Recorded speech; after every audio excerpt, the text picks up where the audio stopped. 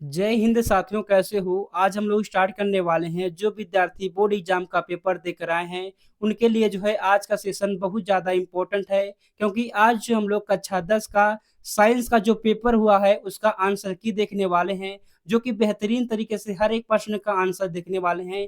तो जल्दी से आप लोग ज्वाइन करेंगे और एक बार अपने दोस्त के पास शेयर कर देंगे। उसके बाद जो आज का सेशन है इसको हम लोग स्टार्ट कर देंगे और आप लोग भी अपना आंसर मिलाते रहेंगे और अपना आंसर जो है, जो आंसर आप लोगों ने एग्जाम बोर्ड में लगाया था, वो आंसर आप लोग कमेंट बॉक्स में बताते रहेंगे। तो चलिए जो है वीडियो को स्टार्ट करते हैं और बेहतरीन तरीके से हर एक प्रश्न का आंसर जानते हैं। तो यहाँ पर देखिए क्वेश्चन नंबर आएगा एक आपके सामने और जल्दी से बता देंगे आप लोग क्वेश्चन नंबर एक का कौन सा आंसर जो है सही लगाया था। इसको जल्दी से बताएंगे क्या होगा इसका सही आंसर। तो यहाँ पर देखिए क्वेश्चन नंबर एक जो है आपके सामने आ चुका है। इसमें क्या पूछा गया है यहाँ पर देखेंगे तो किसी बिंब का अवतल दर्पण द्वारा बना प्रतिबिंब आभासी सीधा बिंब से बड़ा पाया गया। बिंब की स्थिति कहाँ होनी चाहिए, बताएंगे आप लोग कहाँ पर होनी चाहिए। तो दर्पण ध्रुव के मुख्य फोकस दूरी के बीच में होनी चाहिए, यानी कि यहाँ पर आंसर हो जाएगा डी, बिल्कुल सही आंसर है। अगर आप लोग डी यहाँ पर लगाए थे तो आपका बिल्कुल सही आंसर है। अब देखिए क्वेश्चन नंबर दो क्या कह रहा है, इसका भी जल्दी से हम लोग आंसर देख लेते हैं। तो यहाँ पर कहा गया कोई गोलीय दर्पण था, किसी पतले गोलीय लेंस के दोनों की फोकस दूरी जो है 15 सेंटीमीटर -15 सेंटीमीटर है। तो कहा गया दर्पण तथा लेंस की संभवता है, क्या होगा भाई? तो यहाँ पर हो जाएगा दोनों अवतल लेंस होगा। क्या होगा? दोनों जो है अवतल लेंस होगा, यानी कि आंसर ए हो जाएगा आपका जो है बिल्कुल सही आंसर है। ये भी प्रश्न मैंने कराया है आपके एग्जाम में, तो आ चुका है, कोई दिक्कत नहीं। बाकी यहाँ पर जो विद्यार्थी आंसर ए लगाए हैं उनका जो है बिल्कुल सही आंसर हो जाएगा। बाकी तीसरा प्रश्न देखिए क्या कहा गया इसमें, किसी शब्दकोश में पाए गए छोटे अक्षरों को पढ़ते समय आप निम्न से कौन सा लेंस पसंद करेंगे, बताएंगे आप लोग जो है कौन सा लेंस जो है पसंद करेंगे। जल्दी से इसका बताइए क्या हो जाएगा सही आंसर है। तो यहाँ पर बात करते हैं तो यहाँ पर हो जाएगा 50 सेंटीमीटर जो है अवतल लेंस का हम लोग प्रयोग करेंगे, यानी कि आंसर हो जाएगा आपका ए, आंसर हो जाएगा बी आपका जो है बिल्कुल सही आंसर है। तो इसको भी जो है आप लोग याद कर लेंगे। बाकी अगला प्रश्न देखते हैं, अगला प्रश्न क्या है बताएंगे। जैसे क्वेश्चन नंबर जो है 4 का आपने कौन सा सही आंसर लगाया था।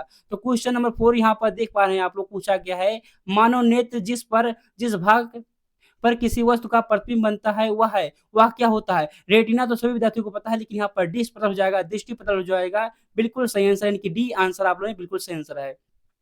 बाकी इसका देखिए क्या हो जाएगा, तो इसका यहाँ पर जो है आंसर सी आपका बिल्कुल सही आंसर हो जाएगा, यानी कि सी यहाँ पर जो है आपका बिल्कुल सही आंसर है। अब देखिए 6 नंबर का प्रश्न जल्दी से बता दें कि क्वेश्चन नंबर 6 का क्या होगा सही आंसर। तो यहाँ पर क्वेश्चन नंबर 6 ने पूछा क्या गया आपसे, विद्युत धारा उत्पन्न करने वाला की युक्ति को कहते हैं। विद्युत धारा जो उत्पन्न करती है उस युक्ति को क्या कहते हैं? अमीटर कहते हैं? नहीं जी, अमीटर नहीं कहते हैं। मोटर कहते हैं? क्या ये भी नहीं कहते हैं, ये भी नहीं कहते हैं। जनित्र कहते हैं, बिल्कुल सही हो जाएगा, यानी कि आंसर ए हो जाएगा, बिल्कुल सही आंसर है। अगर आपने जो है आंसर ए लगाया था तो आपका बिल्कुल सही आंसर है। अब देखिए 7 नंबर का प्रश्न बताएंगे, जैसे क्वेश्चन नंबर 7 का जो है सही आंसर क्या हो जाएगा। तो यहाँ पर आपसे पूछा गया है निम्नलिखित में से किसी लंबे विद्युत धारावाही तार के निकट चुंबकीय क्षेत्र का सही वर्णन करता है।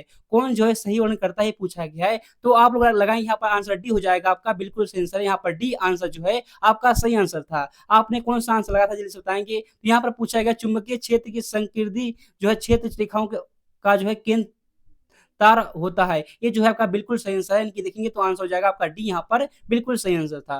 बाकी देखते हैं अगला प्रश्न क्या था। अगला प्रश्न देखेंगे 8 नंबर का प्रश्न क्या पूछा गया था आपसे। तो 8 नंबर जो प्रश्न पूछा गया था यहाँ पर देखिए, एक विलेन लाल लिटमस को जो नीला कर देता है, लाल लिटमस को नीला कर देता है, पीएच मान पूछा गया, तो हो जाएगा आपका जो है डी हो जाएगा, बिल्कुल सही आंसर है, यानी कि आंसर डी हो जाएगा आपका सही आंसर। अब देखिए अगला प्रश्न क्या पूछा गया था आपसे। तो यहाँ पर देखेंगे जिंक चूर्ण पर तन सल्फ्यूरिक अम्ल की प्रतिक्रिया से गैस निकलती है, कौन सी गैस निकलती है आप बताएंगे जैसे। तो बात करते हैं तो यहाँ पर आंसर हो जाएगा 9 नंबर का आंसर डी हो जाएगा, बिल्कुल सही आंसर, हाइड्रोजन गैस निकलता है। ठीक है, इसको भी जो है आप लोग याद कर लेंगे। बाकी अगला प्रश्न देखते हैं क्या है। अगला प्रश्न आएगा आपके सामने क्वेश्चन नंबर 10 और जल्दी से बता देंगे आप लोग क्वेश्चन नंबर 10 का सही आंसर क्या होगा। ये भी प्रश्न जो है मैंने अपनी क्लास में कराया है। तो यहाँ पर पूछा गया था एल्काइन का समान सूत्र होता है, एल्काइन का जो है समान सूत्र क्या होता है, तो -2 होता है। यहाँ पर देखेंगे तो ऑप्शन हो जाएगा आपका सी, क्या हो जाएगा आंसर सी जो है आपका बिल्कुल सही आंसर है। अगर आपने आंसर सी लगाया था तो बिल्कुल आपका जो है सही आंसर था। बाकी 11 नंबर पूछा गया यहाँ पर पूछा गया समूह क्या है, एल्डिहाइड पूछा गया, तो आप बताएंगे CHO। यहाँ पर देखेंगे तो हो जाएगा आपका, ये हो जाएगा आंसर बी हो जाएगा आपका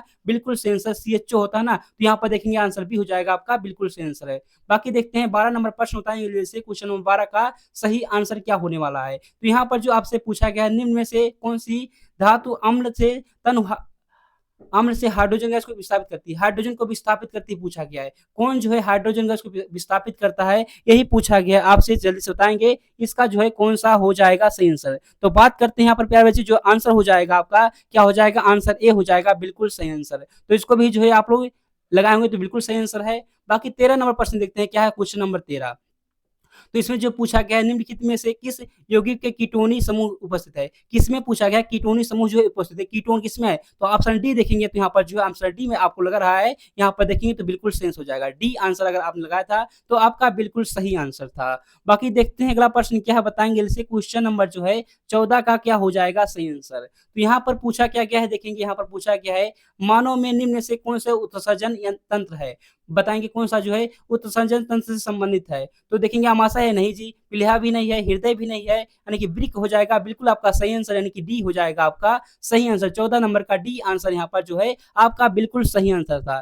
थोड़ा सा इसको जूम कर देते हैं, उसके बाद आप बताएंगे क्वेश्चन नंबर 15 का आप लोगों ने कौन सा जो है सही आंसर लगाया था। तो क्वेश्चन नंबर 15 आपको यहाँ पर दिख रहा है, यहाँ पर पूछा क्या गया, देखेंगे श्वसन प्रक्रम के दौरान ग्लूकोज अणु पायरुवेट अणु के में विखंडन होता है, कहाँ पर होता है भाई, कोशिका द्रव में। कहां पर होता है, कोशिका द्रव में होता है, यानी कि आंसर हो जाएगा आपका बी बिल्कुल सही आंसर है। बाकी 16 नंबर देखते हैं, बताएंगे इसे आपने 16 नंबर प्रश्न का कौन सा सही आंसर लगाया था। तो यहाँ पर पूछा गया जीवों में अपने कायिक भाग से नए जीव निर्माण की क्षमता को कहते हैं, क्या कहते हैं उसे, पुनर्भवन कहते हैं। नहीं देखेंगे तो आंसर हो जाएगा आपका क्या हो जाएगा, आंसर सी हो जाएगा बिल्कुल सही। क्या हो जाएगा यहाँ पर जो आंसर सी है आपका बिल्कुल सही आंसर हो जाएगा। तो इसको भी जो है आप लोग देख लेंगे।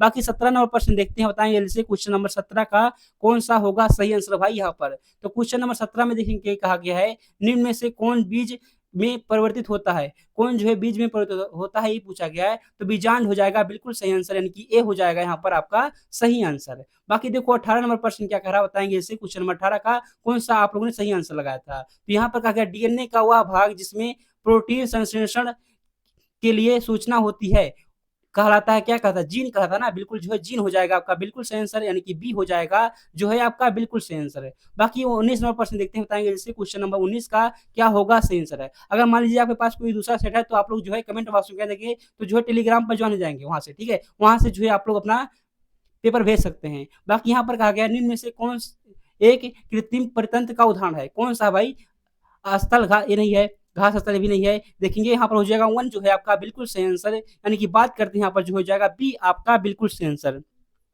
बाकी देखते हैं 20 नंबर का प्रश्न, बताएंगे जैसे क्वेश्चन नंबर 20 का आप लोग कौन सा आंसर से लगाते हैं। यहाँ पर बहुत से विद्यार्थी गलती करने वाले हैं, कहेंगे यहाँ पर जो है निम्नलिखित कौन सा जो है पादप हार्मोन है, पादप हार्मोन नहीं है पूछा गया। देखिए यहाँ पर नहीं है लिखा गया है, तो कौन सा नहीं है, तो यहाँ पर देखेंगे तो थायरॉक्सिन जो है बिल्कुल हो जाएगा, यही जो है पादप हार्मोन सही है, यानी कि देखेंगे तो आंसर हो जाएगा आपका सी बिल्कुल सही आंसर। अब चलिए हम लोग आगे देख लेते हैं और कौन सा प्रश्न पूछा गया है। यहाँ पर जो है आपका एमसीक्यू कंप्लीट होता है, तो जल्दी से आप बता दें कि 20 में से जो है आपका स्कोर कितना रहा, 20 में से जो है आपने कितना स्कोर किया है आज के इस पेपर में। बाकी देखिए यहाँ पर जो प्रश्न पूछा गया है, यहाँ पर देख लेंगे खंड बा से जो भी प्रश्न पूछा गया इसका देख लीजिए आप लोग जो है ये प्रश्न जो है पूछा गया तो आपने बिल्कुल सही लगाया होगा।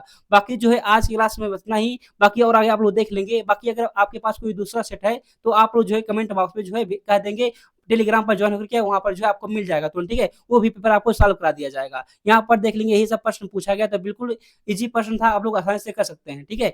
बाकी यहाँ पर जो है आपका पेपर खत्म होता है। बाकी आज की क्लास में इतना ही, मिलते हैं अगले क्लास में, तब तक के लिए जय हिंद जय भारत।